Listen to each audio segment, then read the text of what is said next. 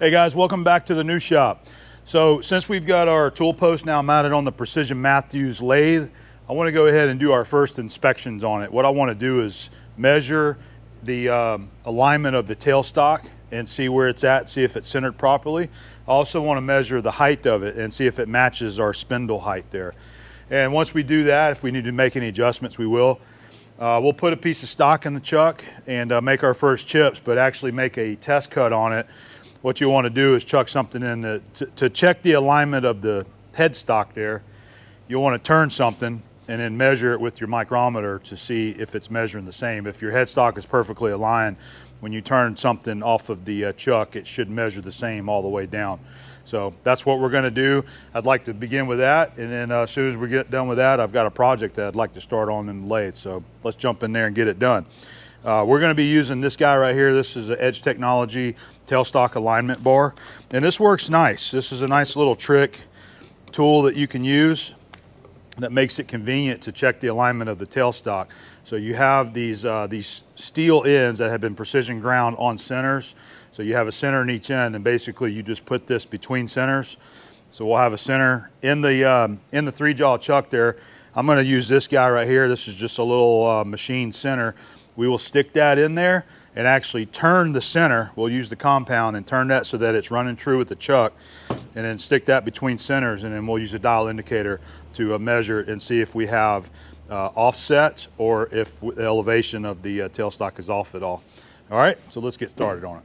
I'm going to use the light that's equipped on the lathe here, and I gotta just play with this to see if it's going to affect the video in any way, but we'll give it a shot and see if that helps with the video. I can see just fine. I just want to make sure we're nice and bright on the video. So we're just going to take this homemade center and we'll chuck it in our 3-jaw chuck. And it doesn't matter if it's running out, because what we're going to do is just turn that true. We'll just take a peek and see what it's looking like. Yeah, I can see it's moving there, so that center wasn't, whatever this was chuck class, it wasn't running perfectly true. So we'll go ahead and skin this and true it up. I'm going to turn our compound on 30 degrees.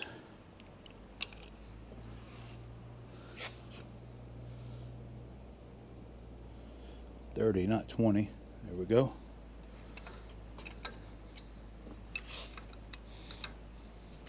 I'm going to use this Walter turning tool. I don't have any kind of sharp tool set up to use here yet, but we'll get that. I think I'm going to mount it on that side just like that, and we'll use our compound in feed. So we'll run in reverse to cut that center. So let's make our first chips. Kind of funny, we're not really let's turn this around 1 notch here. We're not going to be making much chips with this, but it will be our first chips. And that should be on center. It looks like it. I already set that before we started the video here. All right, let's kick it on. Wrong way. We want to go in reverse. Yeah,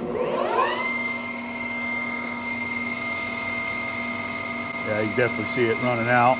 Just going to come in and touch. Don't need very much here.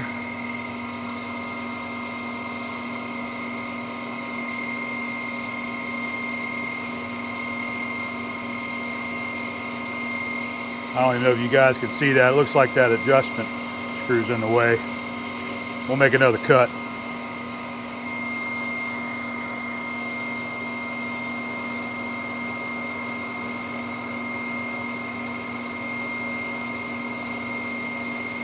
Boy, the machine sounds nice and smooth.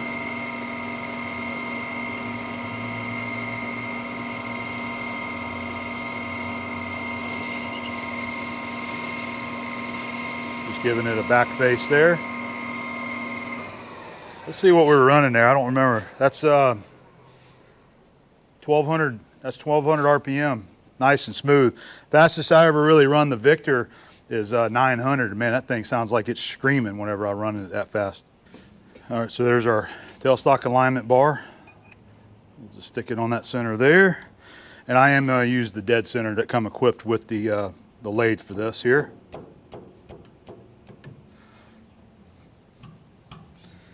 All right, we'll snug that up. There we go. Now we're going to run the indicator across. We'll come across the journal on the front on both, compare our readings, see where it's at. That'll determine any kind of offset that the tailstock is at. And then we'll also run the indicator across the top here and see where this is on where it's at in line with the spindle. All right, we'll use our edge tool post indicator.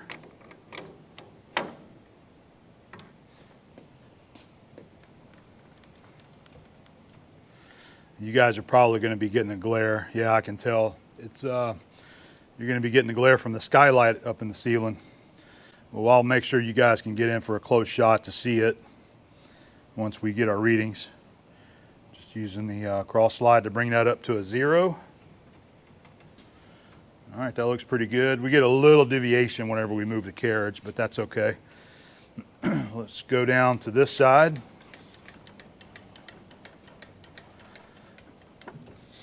And that ain't gonna work. I need to make an adjustment. Maybe bring this out, or let me just move the compound a little bit.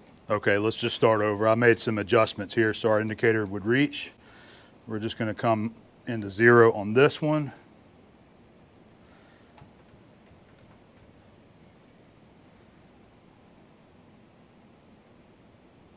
Okay, that looks like 0 there. Bring it back down to this one and see where we're at. Oh, that looks beautiful right there. Beautiful. That is about dead nuts. Now, if we were using a 10th indicator, we'd see a little bit closer resolution, but we're using a half dial indicator, and that's actually really, that's about dead nuts on there. I'm gonna run it down again.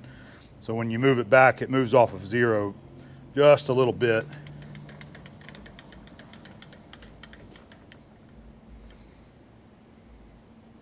Yeah, I mean, you're talking tenths, maybe 2 to 3 tenths if there's any deviation there. So, you know, I think that is great right there from the factory, or maybe at Precision Matthews, maybe they align it there before they ship it out. But they've got this tailstock on good alignment there. So I'm real happy with that. I want to look at it again and just make sure. But yeah, 0, 0 tenths difference. That's it. So what we want to do is check the height of it there as well. We want to see if our tailstock is low or high in relation to the spindle height right here. So I need to use the actual Noga that I'm using to hold the camera. I need to put my indicator on.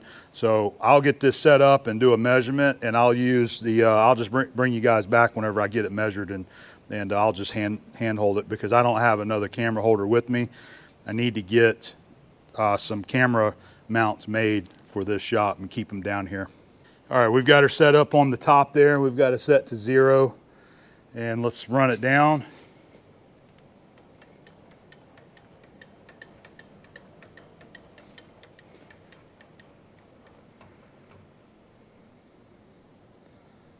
Half a thousandths. So we're half a thousandths high on the tailstock, which is great. I believe that's actually where you want it whenever you're, say, building or rebuilding a machine and you're re-scraping in a tailstock to match the spindle. I believe they've got this listed in the machinery rebuilding book. It tells you how much you're actually supposed to be high on the tailstock end, and I believe that was supposed to be so it eventually wears down, and then you come into 0 over time, sliding it back and forth. So let's check it again though. That's a half a thousandths on that dial indicator. Yep, half a thousandths. So we are good. I'm gonna call that good.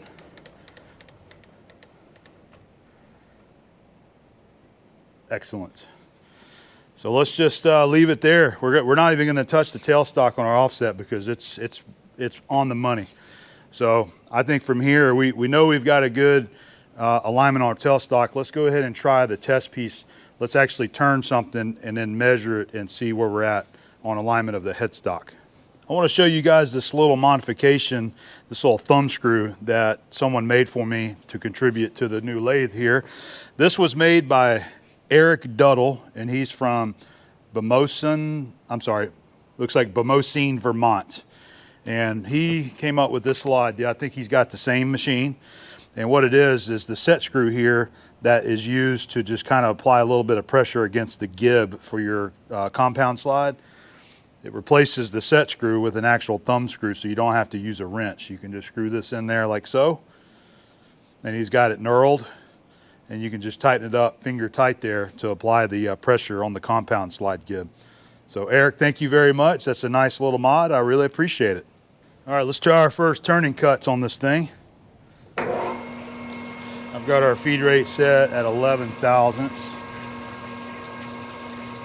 This is a piece of 1045 steel. It was an old hydraulic rod.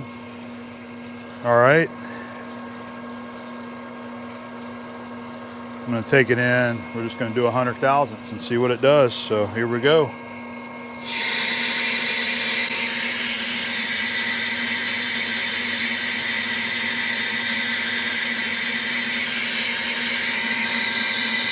Actually, I think this is stainless steel. I was mistaken. This is chrome plated stainless.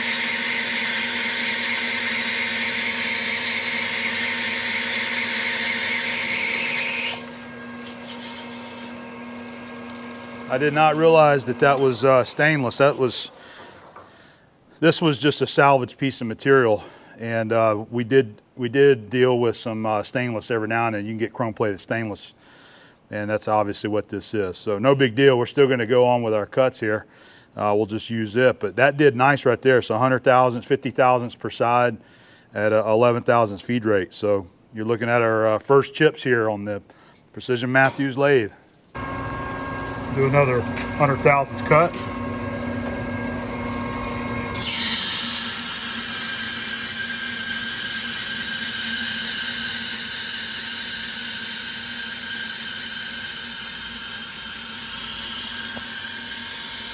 Chips are hitting me everywhere.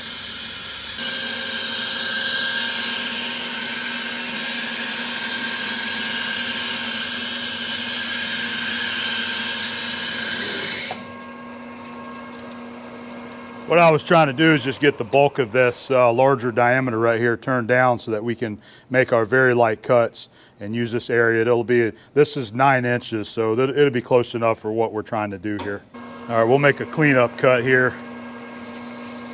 We'll probably have to come back and make another cut, a light cut, to reduce our deflection that we're getting once we get into these other 2 steps here. Well, I got to say that insert's doing good on that stainless steel.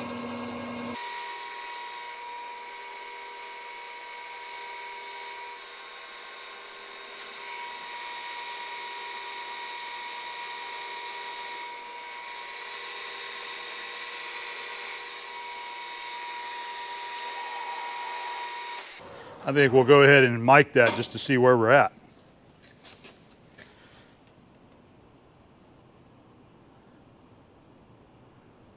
All right, so it looks like the mic is showing 917 on this end here. Let's see, I'm not even going to look at it. We're just going to get our measurement, pull it off, and then take a look. 917 and 3/10. That's what I'm getting the difference there. So on that rough cut like that, we're getting 3/10 difference with it being smaller on this end here. Let's take a light cut, slow the feed rate down, and then try it again. Take another measurement and see if it cleans it up any. We're going to be removing 10 thousandths on this cut right here. 5 thousandths feed rate. So far, I'm pretty pleased with the alignment that we have already measured on this.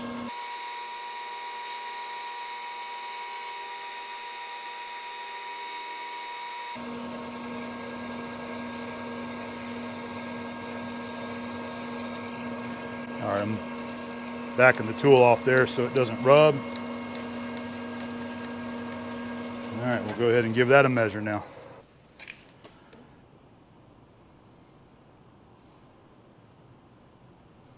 908. I'm sorry, 906. I don't know why I said 8, but that's 906.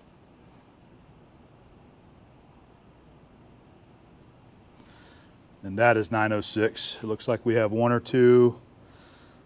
So let me go ahead and read the tenths. We are at 906 and 3/10 on that end. And let me check the tenths on this side here and see what we're getting.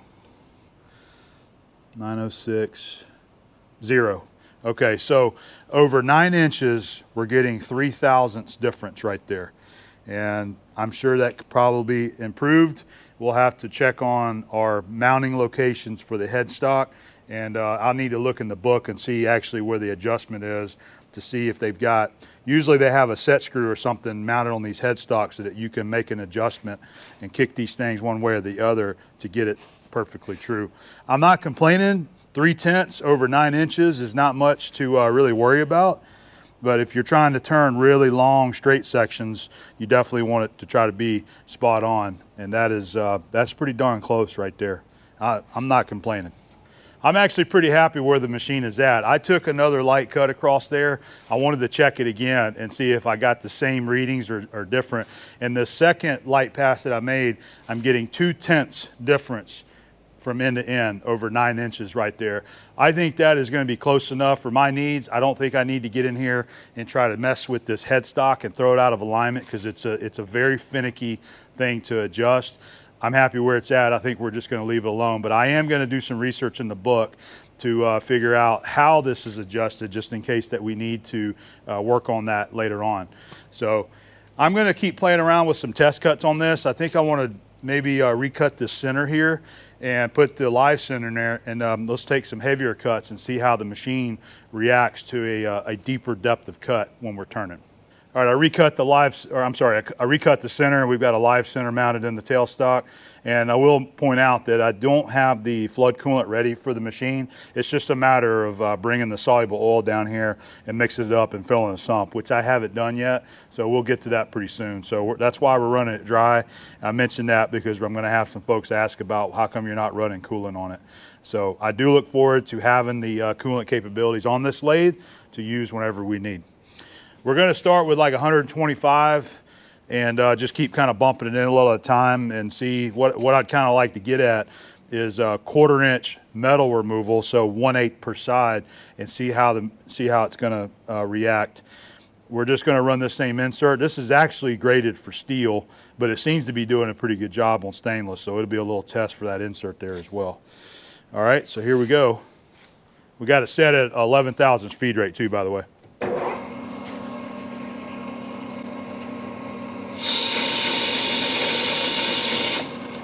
That's doing pretty good. I'm just going to bump it in another 25. That'll bring us at 150.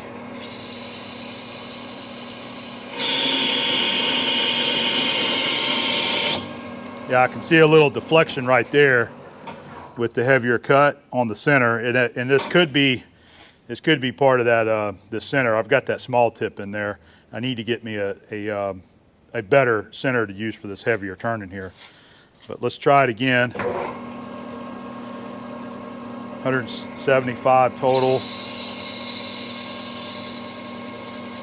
See, it's lifting.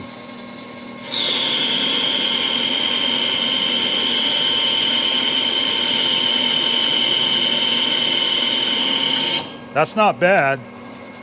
Let me clean this up. This is 200, so it'd be 100 thousandths per side.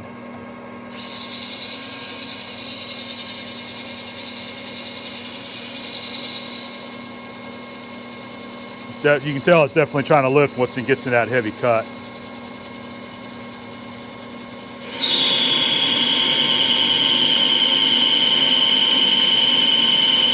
All right, it's handling it.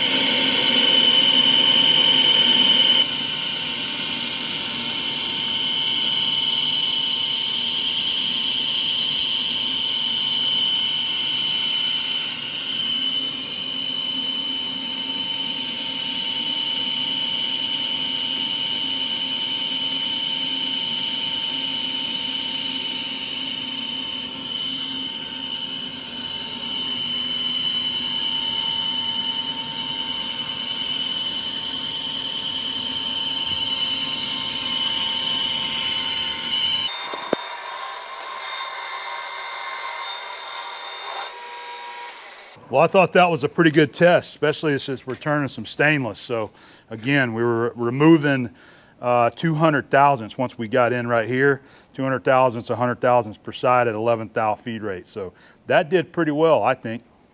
So we got this little section close to the chuck jaws. Let's try a little heavier cut right here and not out here so far away from it. I've got the tool set at a 1/8 depth, a 1/4 inch total metal removal. And I've slowed it down. We're running 380 on this.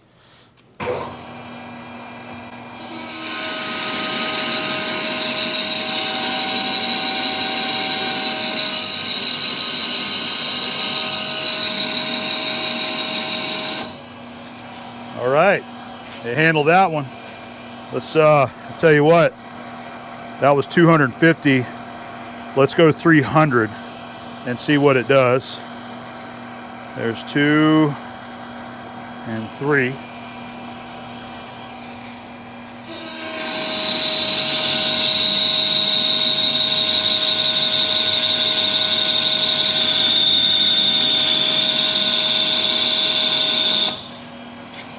I think it's doing pretty good.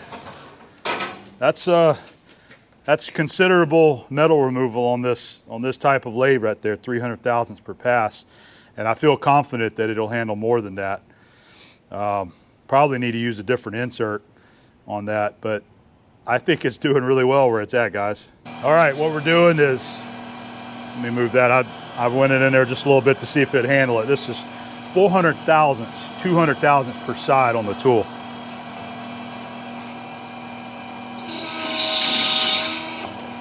All right, it didn't like that. It actually, I think the clutch ended up slipping on that one there. Yep, it's disengaging the feed there. I guess that's too much pressure on it there, so we've kind of hit our limit on what we can take. I think we've done pretty good on our testing there. It definitely kicked the feed rod out whenever I was trying to remove 400 thousandths. So, I mean, that's kind of extreme for this machine. There's no reason for us to be having to take that kind of metal. I just wanted to see what the machine will do. We know that it worked at 300 and 350 thousandths total metal removal, and it didn't kick out the feed. So I think it's doing pretty good where it's at. I think it's gonna be a great machine that is going to work just like we need to. It's very similar to my Victor lathe in size and how it operates. So I think we can expect the same kind of performance out of this, other than this being a new machine. It should be more reliable on our straightness and rigidity. Shouldn't have any kind of chattering issues and things like that. So I look forward to using it and making some parts. I would like to go ahead and clean this up right here and maybe put a threading tool in there and trying the lead screw and see how that feels on our threading. So we'll do that next. We're gonna try some 12 pitch threads here and see what happens. We'll make a scratch pass and see if we got everything set up right.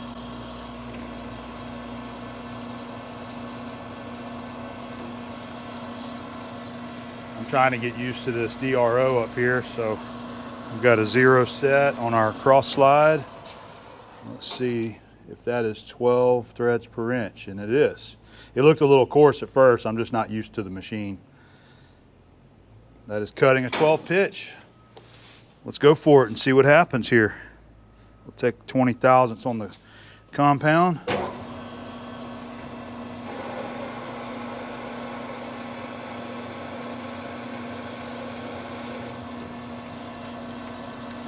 Feeling pretty good so far.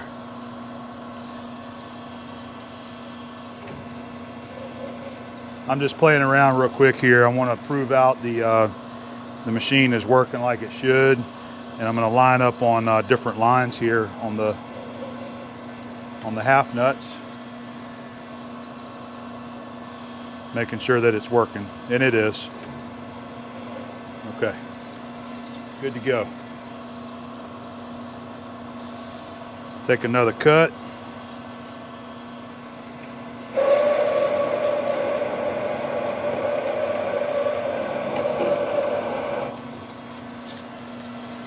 Looks like the machine is doing good.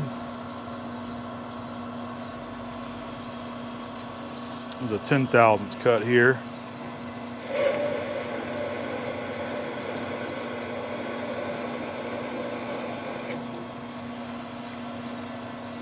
Here's your dial face.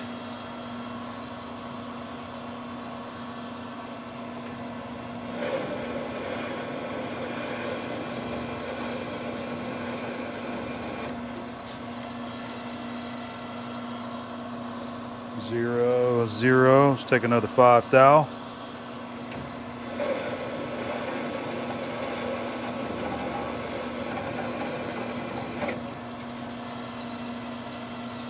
Seems to be doing good. Dials, everything's lining up the way it should, and the machine is handling it just fine. Let's give our new shop its first machine shop cutting oil smell. How about that? Use a little bit of my dark cutting oil on here. Let's get a little shop fragrance happening.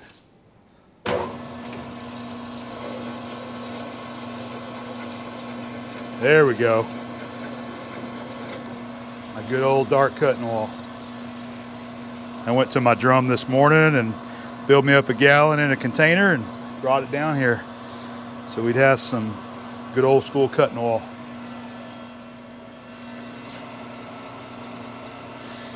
I even dug one of my oilers out of my bin from my antique finds.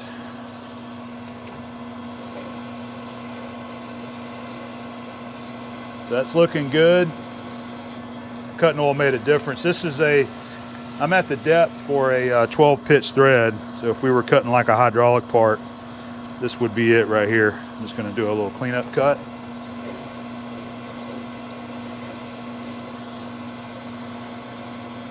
But the main point of this is that we're just seeing how the machine is reacting, how everything is lining up, you know, operating the controls, engaging. The half nut lever feels really good. I like the position of it. It has a natural feel. So when you want to engage, you just simply push it down and it's there. So I'm really liking the lathe. I think it's gonna be a good machine. I'm really excited to have it and be able to use this to make some parts. Guys, I think our initial inspection and our test cuts on the Precision Matthews lathe has been excellent. It's really has, I think it's exceeded my expectations, especially the alignment that we found. And the test cuts, everything went well. I think the machine handled everything really well, with the exception of that super heavy cut that I was trying to make. I think it was just too much torque for the feed system, and it automatically kicked out. And so, you know, something won't get broke or damaged there. So I think whenever we're over here and we're doing some heavy cuts, taking, you know, 125, 150, even 200 thousandths a pass, I think it's gonna work really well for some metal removal in those ranges there. So I'm gonna get the machine cleaned up now. We've made a mess on it, our first official chip mess. So I'm gonna get all that cleaned up and get the floor cleaned up, and we're gonna get ready to start making our very first part over here using our new Precision Matthews lathe.